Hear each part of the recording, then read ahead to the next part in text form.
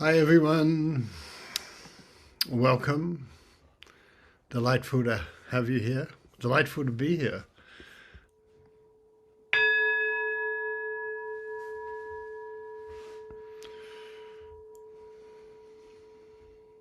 The sound of the temple bell, the ancient sound. I suppose all sounds are timeless really, all sounds are ancient, but temple bell always has that feeling of going straight to my heart.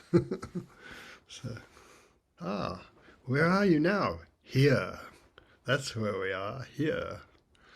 The bell tells us that as we enter it.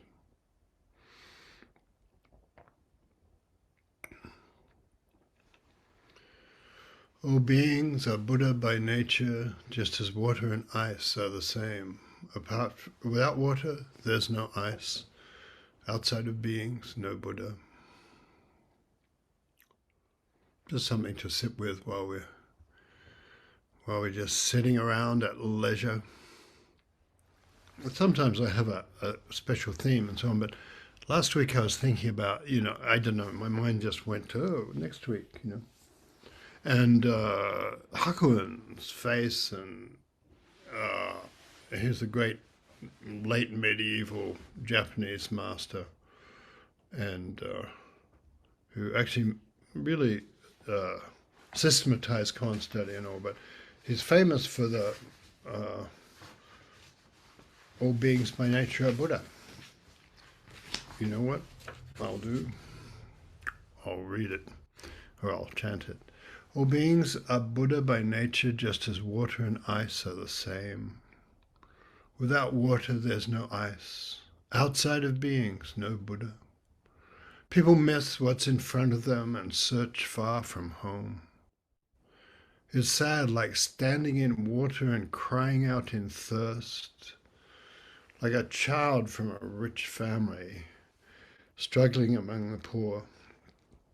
I ran into a great translation by, I think somebody from, I can't remember, maybe from a Tibetan lineage, who said, your daddy's rich. And your daddy's rich. And you're just wandering on the streets. You're sleeping under the freeways, like that. We cycle through heavens and hells because we keep setting out on the dark roads of ignorance. You know that all you have to do is sit still for a minute and your mind sets out on the dark road of ignorance. I want this, or what if I had that? It's like, mind just thinks that's its job. Delusion, that's my work. We keep setting out on the dark roads of ignorance, dark road after dark road. When will we be free from birth and death? I mean, when will we be free from getting something and realizing that's not it and getting something else, realizing that's not it and getting something else. And so he says, meditation. I have an answer, he says. Meditation can't be praised enough. And then he runs through the Buddhist qualities, the good effects of generosity and discipline. That's, meditate every day. It's good for you. Generosity and discipline, prayer, mantras, things like that. Self-reflection and practice have their source in meditation. With what you gain from just one sitting, all your crimes are wiped away. It's a kind of nice thing. That thing about your karma doesn't exist when you're not obsessing about it. It's kind of pretty good. I think it might be one of the first things you notice in meditation, and it is kind of miraculous. That's why he says, from what you gain from just one sitting, all your crimes are wiped away.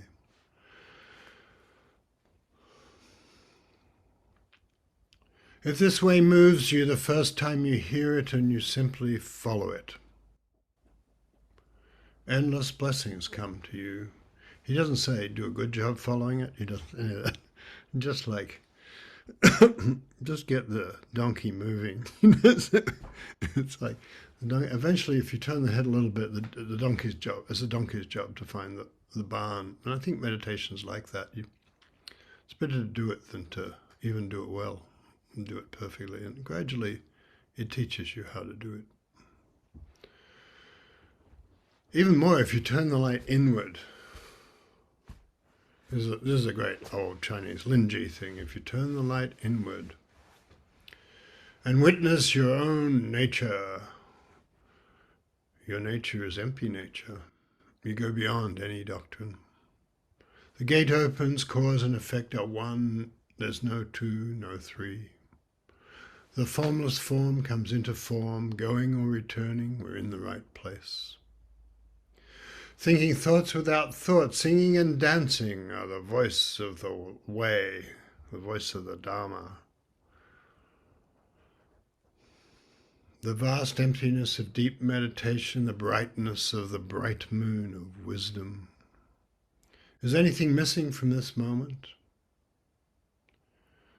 Nirvana appears before us. This very place is paradise, this very body, the Buddha. Sounds all right. Have a look at your hands and your shoulders. Have a look at your body. That body, not some other body.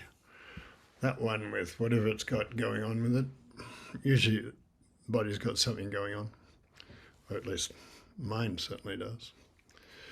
So yeah, and that's part of it. That's part of the Buddha. The Buddha nature is in that too. So I was thinking about Hakuin and sort of appreciating him. It's a very clear kind of statement, you know. All beings have it, you know. You have it, we have it, nobody doesn't have it. And we keep feeling, you know, poverty-stricken and longing and burned by desire and sorrow and what we're missing out on. And yet we're rich, you know, that, you know. There's no moment in which we don't have that gold, you know. So I was thinking about this, and then I thought this fairy tale came into my head about, there's a whole bunch of fairy tales actually, in which the hero or heroine is the peculiar odd child, you know. The person who's the bane of the teachers in primary school, you know, who doesn't seem to learn very quickly or things like that. The youngest, you know, and in the fairy tale, the oldest, the one that came to me is the golden bird, and so I'll give you some bits of the golden bird, and where I have it here somewhere. Cleverly got it, and so I was thinking about, the way Buddha nature is not held by a person who doesn't really think they need it or want it or isn't looking for it, who's the person who is very satisfied with their life and thinks they've got everything and they've got it all together. Buddha nature is, it appears, the gate to it is modesty and cluelessness, we might say. Shunryu Suzuki had this great thing about everybody wants to be the best horse, but the worst horse is very interesting. You know? The best horse gets it immediately, but the worst horse, I don't know, maybe really gets it. Yeah, the worst horse, and to that quality. And so I thought I'd just read you a little bit of this fairy tale, which is a great old famous Grimm's tale. And in this case, Buddha nature is a golden bird. So in the I don't know, all over the world, the Buddha nature is shown symbolically through images, and that's a great thing. One of the great things about India and the Far East is that direct attention is brought to Buddha nature, you know, and so that's, I think, why we ended up going there for, you know, koans and meditation and things. Roberto Calasso, the great Italian author, you know, was asked why he went so much to Asia for his legends and myths and things. He said, well, If you want to talk directly about consciousness, that's a good place. You know, stories of the Buddha, things like that. Long ago, there was a king who had at the back of his castle a beautiful pleasure garden with fountains and greenery and orange trees. And also there stood a tree that bore golden apples. And one night, the gardener reported that one of the apples, golden apples, was missing. And the king ordered a watch to be kept about the tree every night. The king had 3 sons, and he sent the eldest and most important to spend the whole night in the garden. And he watched till midnight, but then he fell asleep. And in the morning, another apple was gone. An apple was gone. The second son had to watch the following night. The same thing happened. He just not, you know how hard it is to stay awake when you know you have to. And he just was staying awake, and then he realized, oh, I'm dreaming, I'm awake. And when he woke up, another apple was gone. And and so after some haggling, because the third son wasn't too bright and was slow at everything, he still wanted to have a try. So they had him watch. And he lay down under the tree to watch. And in the moonlight he saw a bird flying towards him, and the feathers glittered like gold. And the bird perched upon the tree and had already pecked off an apple when the young man let an arrow fly at it. The bird flew away, but one of its golden feathers fluttered to the ground. The young man picked it up in wonder, and next morning he took it to the king. And the king was entranced by the feather, a golden feather, and he called his whole council together, but nobody had anything interesting to say about it. And he said, I want that bird. A greedy king. I want that bird. And so he sent the eldest wanted the privilege of finding it, even though he'd fallen asleep. And so he went off searching for the bird. And in a very short time he came to the wood, and in a very short time he came to a fox sitting at the edge of the wood. And the fox, and he pointed his gun at the fox. And the fox said, don't shoot, I will give you good advice. I know what your business is. You want to find the golden bird. And I know how to do that. In the evening, this evening, if you just keep going straight ahead, you'll come to a village, and there are 2 taverns stand facing each other. One is brightly lit, and there's merriment going on, dancing and feasting. It's a very appealing place. But the other one is kind of subdued and dark, and it looks kind of modest and shabby. That's the one you need to go to. That's part of your quest. And the oldest one said, that sounds like terrible advice. And he let an arrow fly. An arrow was a gun earlier, but now it's an arrow. An arrow fly at the fox, but the fox naturally just wriggled a bit, and the arrow missed, and the sun went off, and he found the 2 taverns, and he said, what a fool I'd be to go to that shabby looking place. And he went into the merry inn and started feasting, and somebody asked him to dance, and he had a wonderful time. And a week or so later, some weeks later, when the eldest son did not come back, the second son went off to find the golden bird. But the same thing happened to him. He had exactly the same kind of attitude towards life. And then when he got to the 2 inns, his brother called him and said, come on in, it's great in here. And so he went in and started feasting and dancing and really enjoying himself and forgetting his quest completely.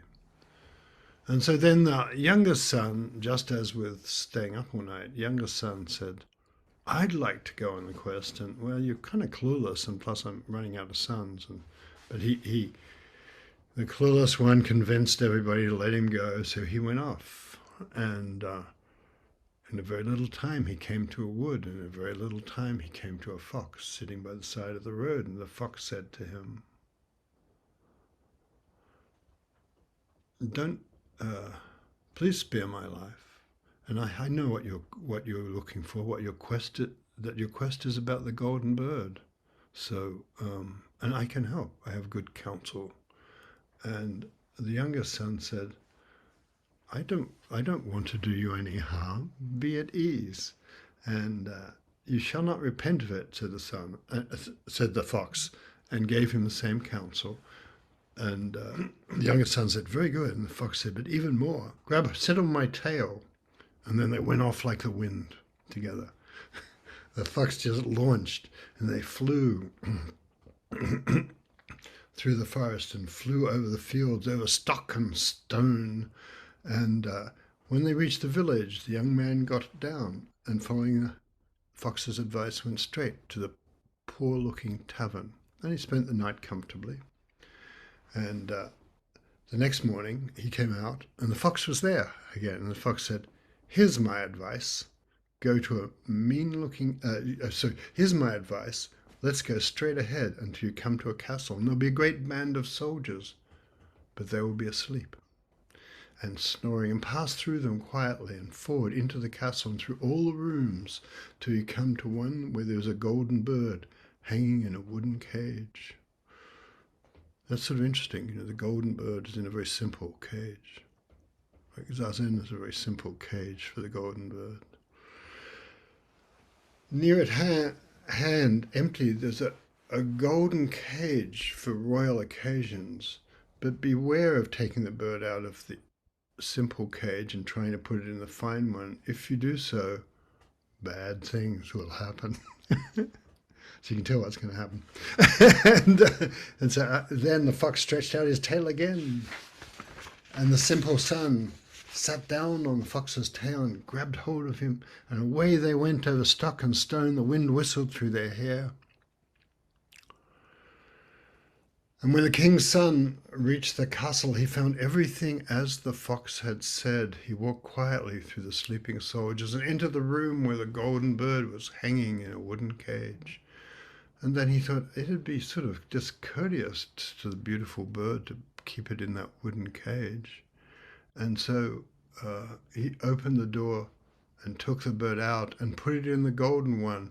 And the bird uttered a piercing cry, and the soldiers awakened, rushed in and seized the young man and put him in prison. And next morning he was brought before a judge and condemned to death.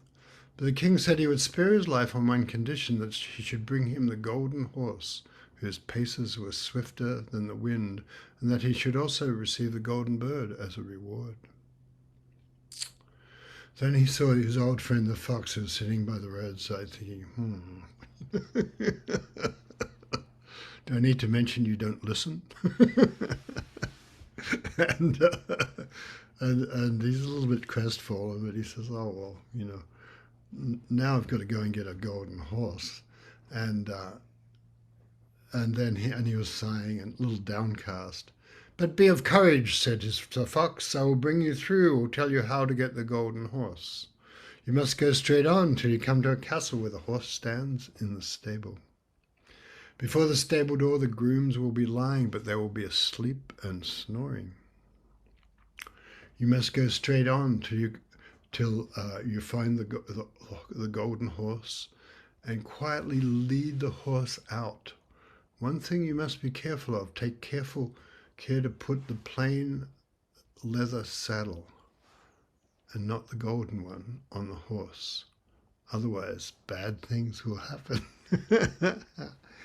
And so the fox stretches out his tail, and the youngest son seats himself upon it, and away they go over stock and stone, and the wind whistles through their hair.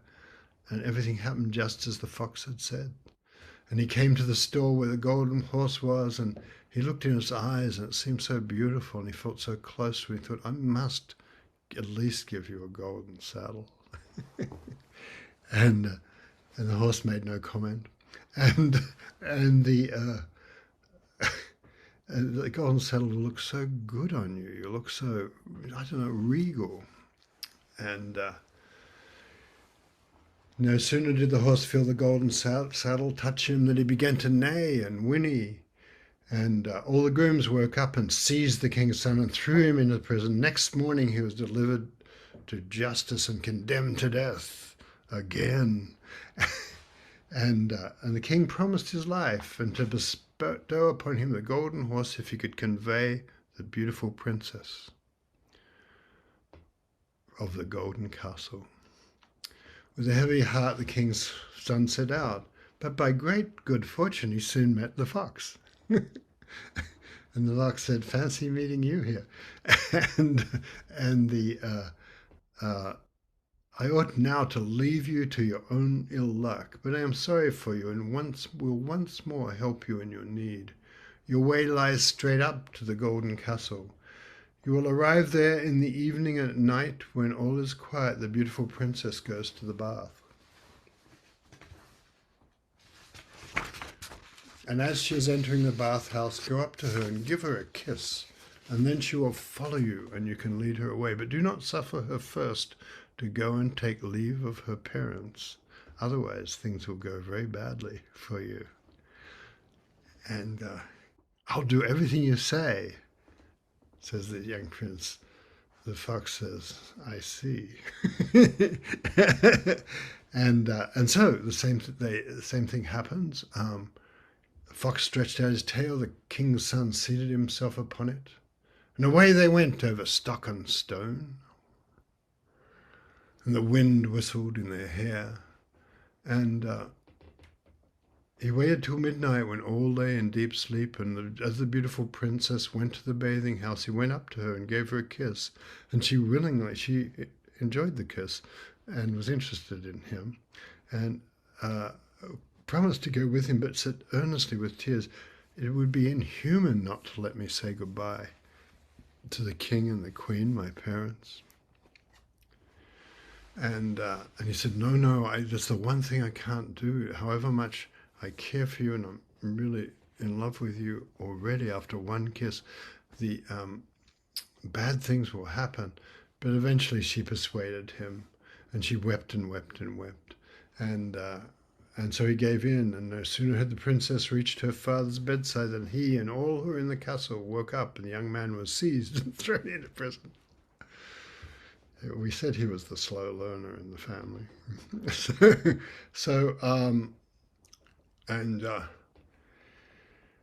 The king said to him, your life is forfeit, but you will find grace if you can level that mountain that lies before my windows, over which I'm not able to see. And if this is done within 8 days, you shall have my daughter for a bride. So the king's son set to work and dug and shoveled away. But on the 7th day he saw how little he had accomplished, and all his work was as nothing, and he fell into a great sadness and gave up hope. But on the evening of the 7th day, who should appear but the fox? And it said, I can't say that you deserve I should help you, just saying. However, if you lie down and go to sleep, I will do the work for you. And in the evening, and then the next morning when he awoke and looked out the windows, the mountains had disappeared. The young man hastened full of joy to the king and told him that his behest was fulfilled, and whether the king liked it or not, he had to keep his word and let his daughter go. So they both went away together. It was not long before the faithful fox came up to them. Well, you've got the best first, he said, but you must know that the golden horse belongs to the princess of the golden castle. Or how shall I get it? Asked the young man. I'm going to tell you, answered the fox. First go to the king who sent you to the golden castle and take to him the beautiful princess.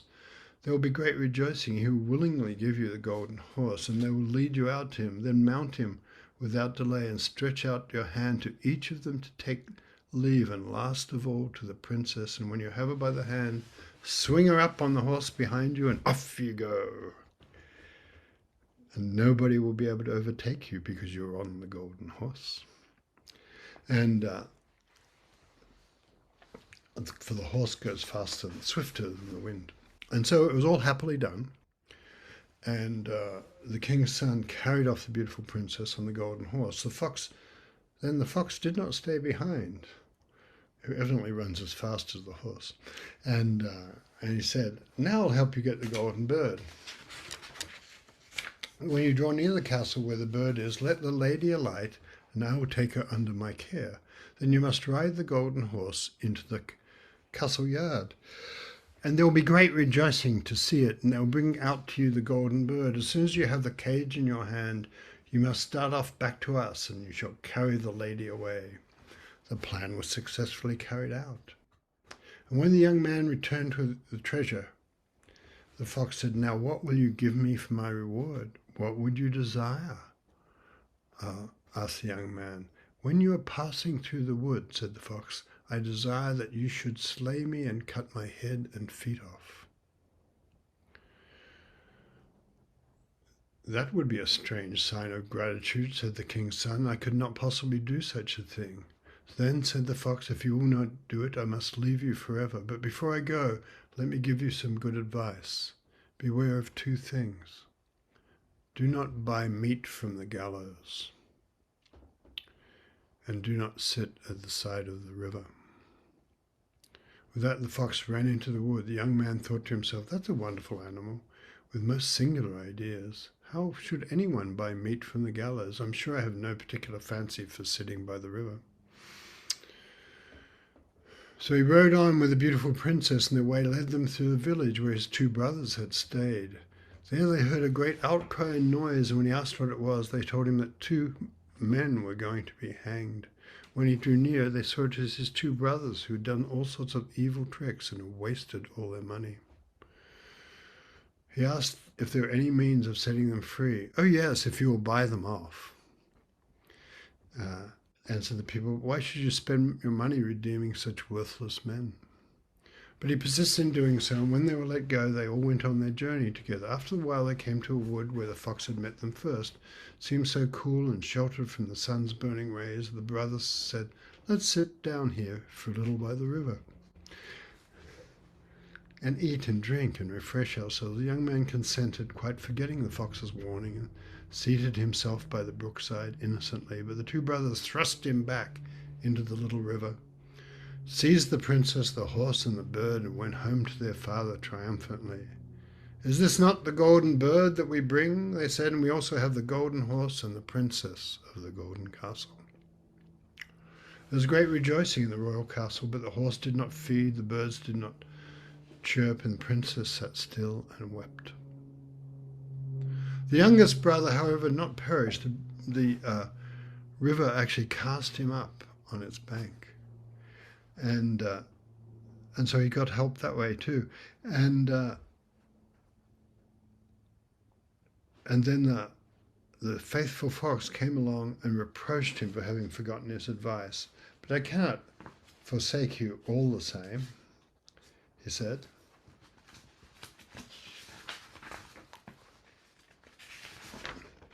"I'll help you back again into your life." So he told the young man to grasp his tail and hold on fast, and they went off towards the castle. And the fox said, though, "Your brothers, not being certain of your death, have surrounded the wood with sentinels, who are to put you to death if you let yourself be seen." A poor beggar man was sitting by the path, and the young man changed clothes with him and went in that disguise into the king's courtyard. Nobody knew him, but the bird began to chirp, the horse began to eat, and the beautiful princess stopped weeping. "What does all this mean?" said the king, astonished. The princess answered, "I cannot tell, except that I was sad, and now I am joyful. It is to me as if my rightful bridegroom has returned." And she told him all that happened, although the two brothers had threatened to put her to death if she said anything. The king ordered every person who was in the castle to be brought before him, and with the rest came the young man like a beggar in his wretched garments. But the princess knew him and greeted him well, falling on his neck and kissing him. The wicked brothers were seized and put to death, And the youngest brother was married to the princess and succeeded the inheritance of his father. But what about the poor fox? Long afterwards, when the king's son was going through the woods, the fox met him and said, "Now you have everything you can wish for, but my misfortunes never come to an end.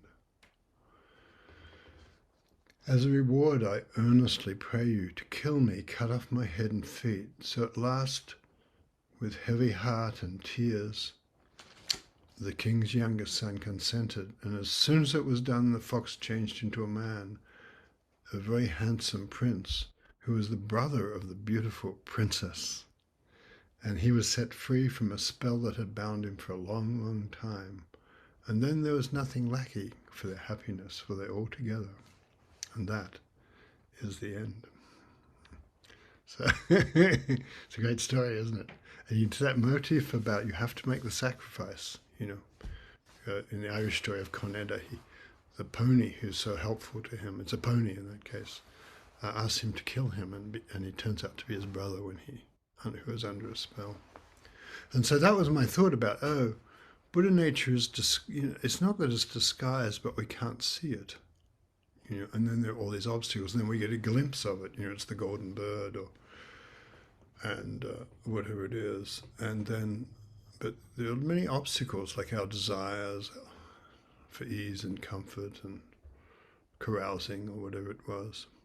But you can tell the older brothers, they were just like so self-indulgent, nothing good was going to happen with them. And greedy. But the youngest, even the youngest who worked hard, and it's like that, he felt like, but that bird will be unhappy if I don't give it a nice cage. And so it was like that. So, I suppose the thing is, there's a magic to Buddha nature appears in all sorts of forms all over the world, but there's something just appears as Buddha nature, and you'll often see in Chinese and Japanese paintings, you'll see the dragon holding a pearl. That's the Buddha nature, like that. So what I want to do now, all beings have Buddha nature, Let's just sit with that a little bit and let the story percolate and see how it does. See what touches you about it. Okay. All beings are Buddha by nature. Just as water and ice are the same. Without water, there's no ice. Outside of beings, no Buddha. With what you gain from just one sitting, all your crimes are wiped away.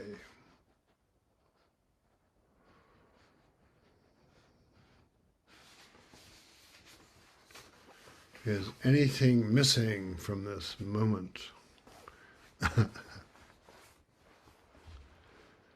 Anything missing? The old famous old saying that I think it was Manjushri was asked to go and find something that is not medicine. Anything missing from this moment. This very place is paradise, says Hakuin. He says the lotus land. Paradise. This very body, the Buddha, just accept the humble cage and the humble saddle and be happy to be the foolish younger child. As soon as you notice anything you notice, it's here. The thing I was looking for is here. And as soon as you feel like, God, I thought it was here and it's not, enter there, enter in the reaching, enter in the feeling that it's not here, and you'll find, oh, how alive that is. Enter your sorrow, and you'll find, oh, the golden bird is there too. Thing you're embarrassed by, all those things, it's there. It's nowhere else but here. I have a friend who's disappointed a lot and actually kind of gets it in a way, but is disappointed a lot and forgets it every time she's disappointed. And And it's kind of a wonderful thing in a way. Each disappointment is an opportunity to change everything. Enter here.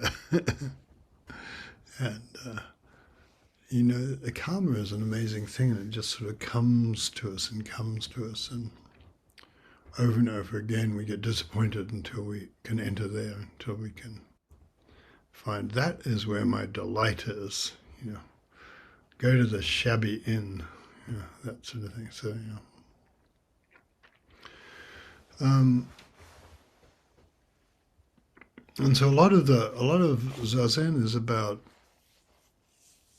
if we kind of fall out of everything we're looking for and fall out of everything we're reaching for, it's here. This very place, it's paradise. I remember hearing this the first time and being in a meditation hall and thinking, surely that cannot be true. The last goddamn place I can imagine it.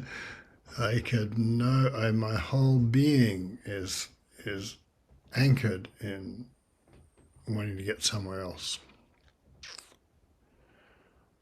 But as we go, at some stage in life we realize, oh, I can't get somewhere else. I have to, live through my here.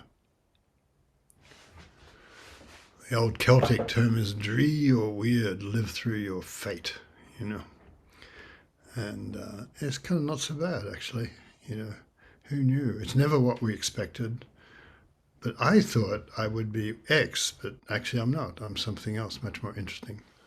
I have a lot of other things to say, but I want to say I've been reading Pico Ayer's Half Known Life.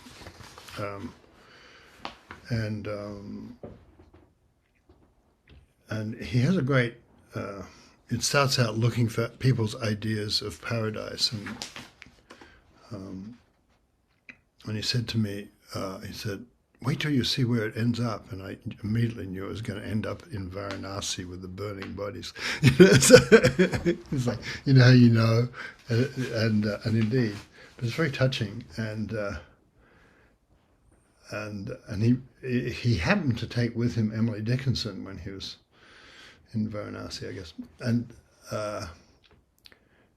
he said, and she said, we both believe and disbelieve 100 times an hour. And so Buddha nature always comes with both. Isn't that true? Like we believe and disbelieve 100 times an hour. And Buddha nature, you think, I've got it, there it is. And maybe it's not.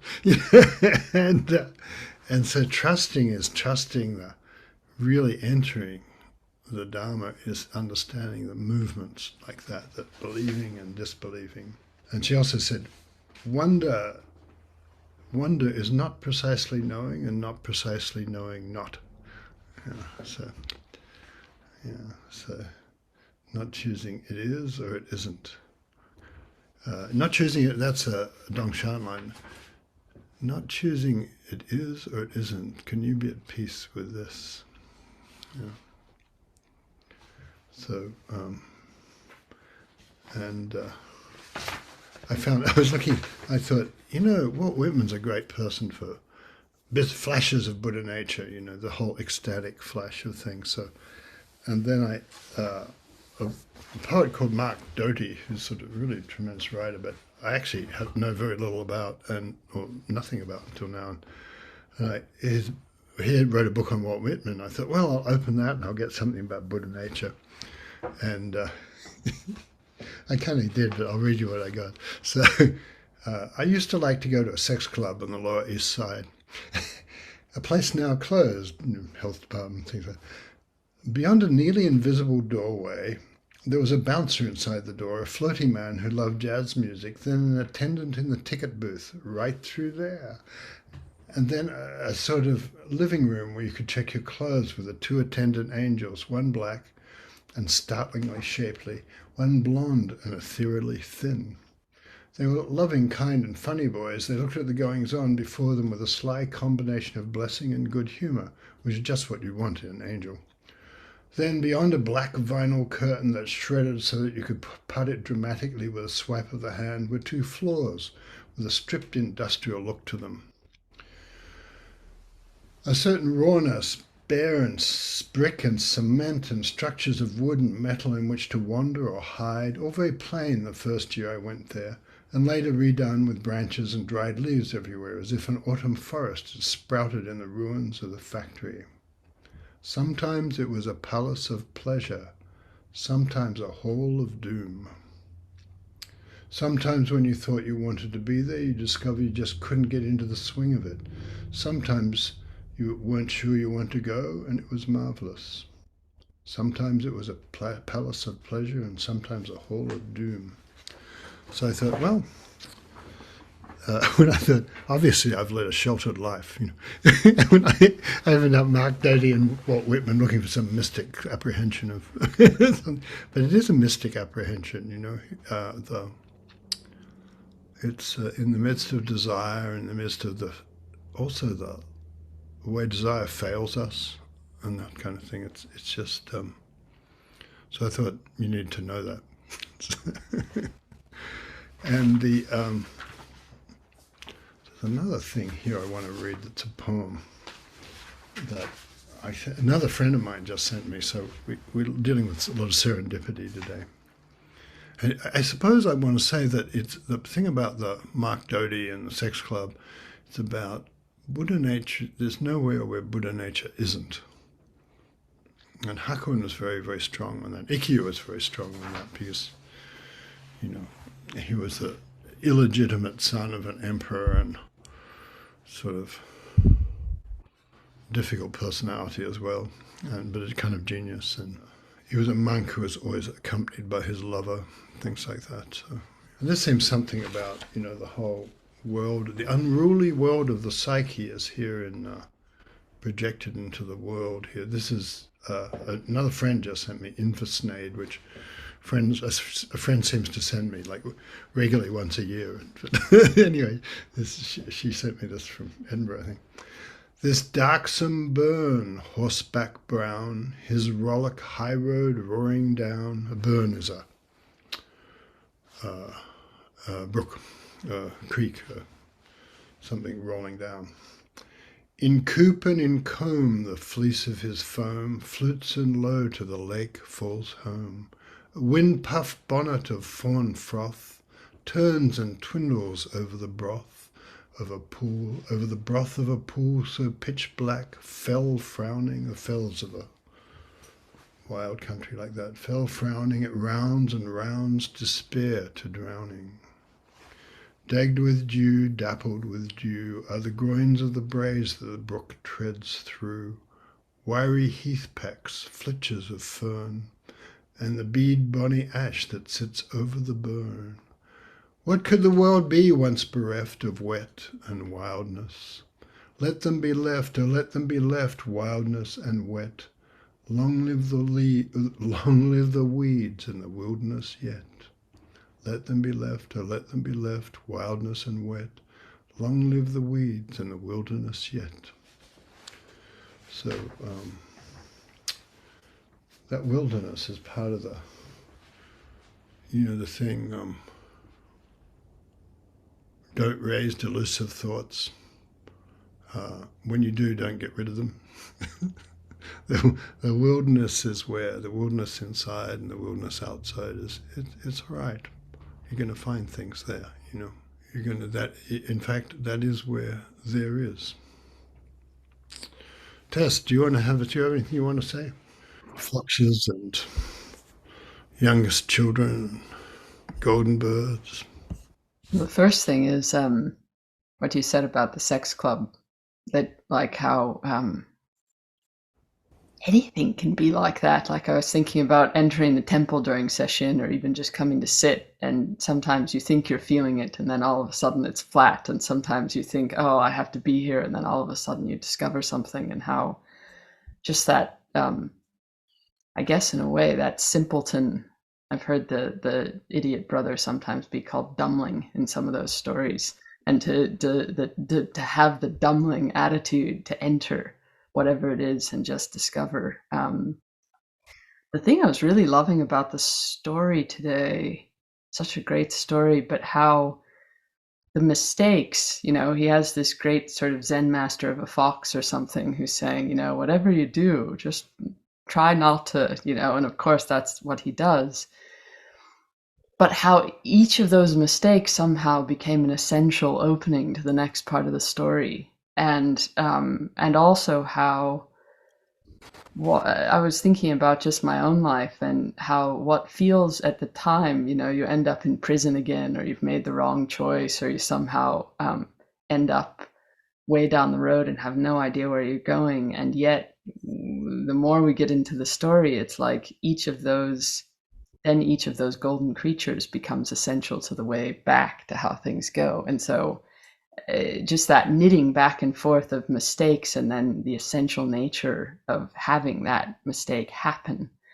I was just thinking so many times in my own life how I'd end up feeling that way. And as my life continues along, it's like each of those things has come to serve. Each job that I thought was a horrible, I'm stuck in this startup and I'm going to die. And yet that ended up really helping me later to understand something, or something that I thought was completely a wrong turn, or, oh God, my friends, think I'm embarrassed to be in this relationship still, and yet I learned something that came to serve. And so just that I guess in a way it's sort of the Lin Ji thing of trust the light that's always working inside you. That seems like a little bit the golden bird, that it's always there, and it always somehow belongs to the part of us that has a good heart and isn't trying to just get something or use something, or I don't know. He has a good heart, and then he has to kind of cultivate wisdom, which seems fitting. That's great. Thank you. Well, it's like Guan Yin when she went to hell. It wasn't hell for her. Yeah. And everybody else started noticing it wasn't. They started to get happy, and the chief demons asked her to leave because hell was not really being hell anymore. And I think that's in our psyches, or I should be this way, I should be that way, what's wrong with me? John Joseph, you want to say anything? Yes, what she said. I too was impressed by the arc of his screw ups, in a sense, with the bird and the horse and the princess, and how important it was for him to screw up if he's to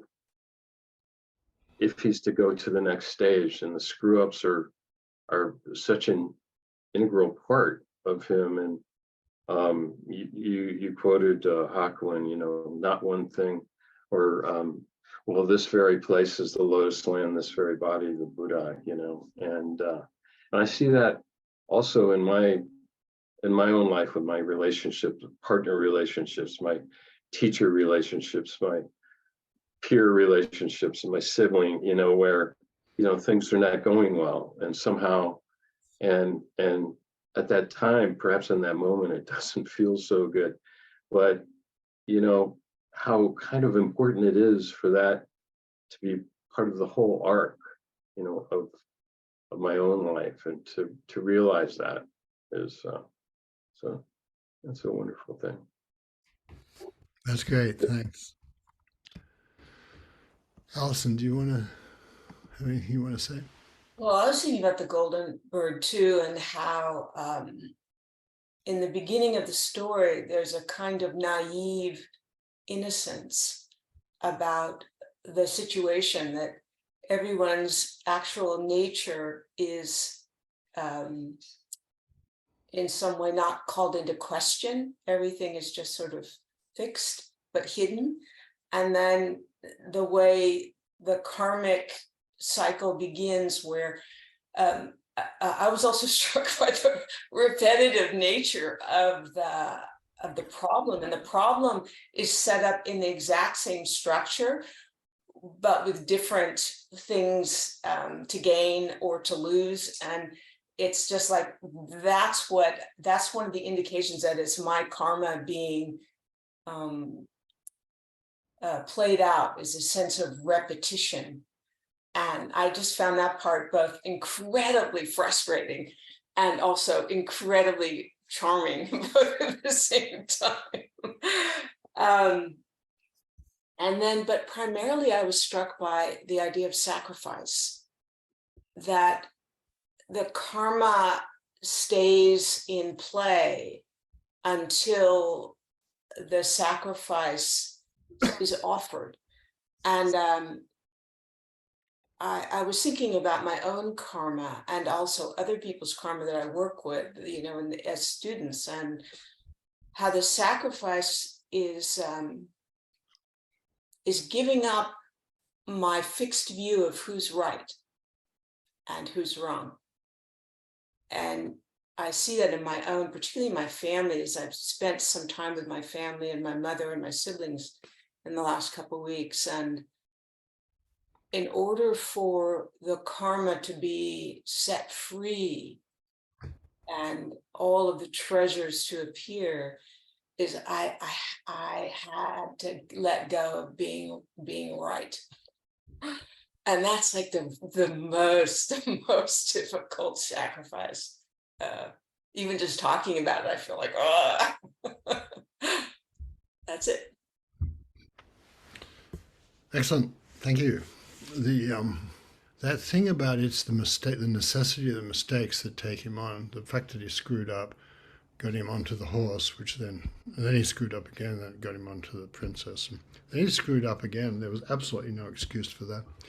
And but you see the different ways we're caught. He couldn't. They're more sophisticated. The ways he gets caught are a little bit more sophisticated, and or at least the last one. And then just the fox has to just, oh well, I'll do it for you. It's like he's sorting the seeds, where the ants come and sort the seeds first. Sometimes the vastness of the universe has got to help you because you're too clueless. So,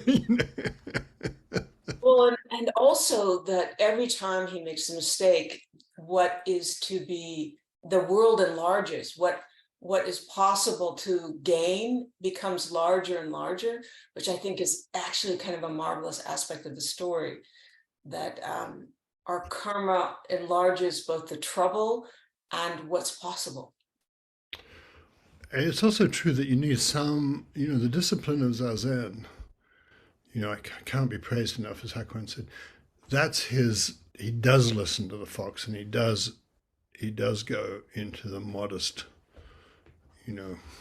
Minka or whatever, the modest hotel near the temple sort of thing. He does. He doesn't think of himself as special or entitled, and that's a really significant thing, I think. And then he gets all deluded and crazy, but at least he's still listening to the fox, and I think that's an important thing. And then the last thing he won't do is really interesting. He won't make the sacrifice. He won't sacrifice the fox when the fox asks him to, And that's a profound moment that occurs in a lot of stories where you have to give up something, or, in Zen there's that koan about killing the cat, that you have to, something has to die for us to, in a way, get free, And then, of course, the fox becomes his friend and his brother-in-law or whatever it is, and nice work when you get it, So yeah, go to the right hotel for the night. Listen to the fox, and then you'll get rich inwardly beyond your dreams, and then everything will be good wherever you go. Pico Aya, when he's talking about Varanasi, there's something touching about him, because even though he's in some sense Indian, he's really British in many other senses, and so he always talks about what a profound experience is, and also the other side.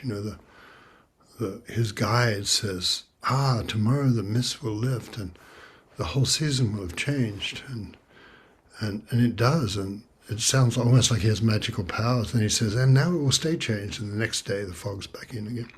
And Pico always reports that, because without deprecating the experience, that we're often wrong, and it's not a bad thing, Or Mark Doty, who's a writer I just didn't, I knew about but haven't really read, and his whole thing of Sometimes the sex club was wonderful, and sometimes it felt like doom. And so I think somehow in session, the whole thing about sometimes we feel doomed. We feel like, what am I doing here? The well-known guy who used to, at another Zendo, he did every session, and about day 4 would go pack all his gear, leave session, go and sit in his car for a couple of hours, and then come back in, unpack it, and get back to session. And he just couldn't. That was just part of session for him. He just couldn't. He couldn't do it any other way, which I think is rather wonderful. I was glad hearing that story. I was glad he didn't try to improve himself. This very place, this very body, the Buddha. There's another way to understand Buddha nature is, it's that sound. When you look at the trees and you hear a sound, it's that sound, You look at the grass and everything. Sometimes you just look at the grass and everything's alive, Look in someone's face and they're alive. And other times, you're not up for that,